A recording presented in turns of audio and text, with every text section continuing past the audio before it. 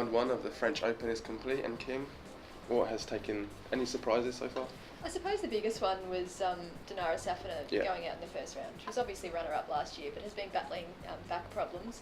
Still, for 39-year-old Kimiko Date Crum to defeat her, it was a big moment. Yeah, lost in 3 sets. I think she was 3-1 up in the second set or the last set. I think she was 4-1 up in the last 4-1, set. And it's just, what happened? You know, surely it wasn't a back injury, just playing bad.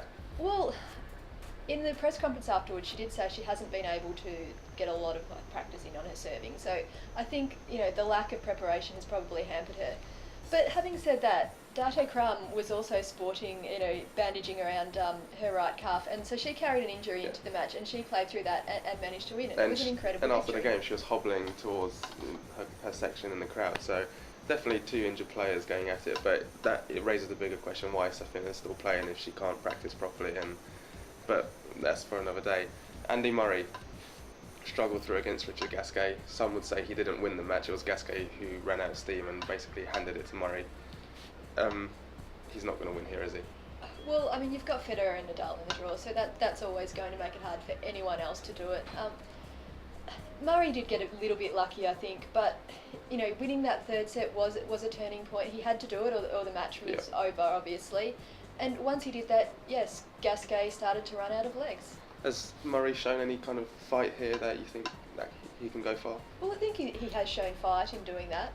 Whether it's enough to get him into the second week of the Grand Slam, well, he's got Juan Ignacio Chela to play today, so we'll see how that goes. Okay, 3-time women's champion Justine Henin.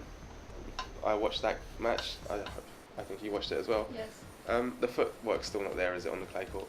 Well, she seems to be a bit up and down compared to where she used to be, and the game sort of just disappears at times, and she does need to make some improvements, you would think, if there's going to be a 5th title this year. Does she need to improve rapidly? She just needs to get it together in one match, and she's got to do it by the quarterfinals, because that's where Serena Williams potentially awaits. And if she's not going to play well against Serena, Serena will just overpower her, even though Serena's not playing well. She's still got semi-injuries going on. You'd think that at a Grand Slam it would be enough. You would have to be on to beat Serena. Men's draw though, Federer and Nadal, fairly easy first round matches. They look too good. I mean, Rafa coasted against the French wildcard. Federer as well coasted. So it's going to take a monumental effort from someone to beat them, to stop that final, because that's the final everyone wants to see. Well, Rafa should be good enough for Federer, but Federer wants the season Grand Slam, so it's going to be two great players in the final, hopefully. Yeah, it still looks on track for that final in the men's draw. The women's draw is a lot more wide open, but we will keep you informed of the happenings along the way.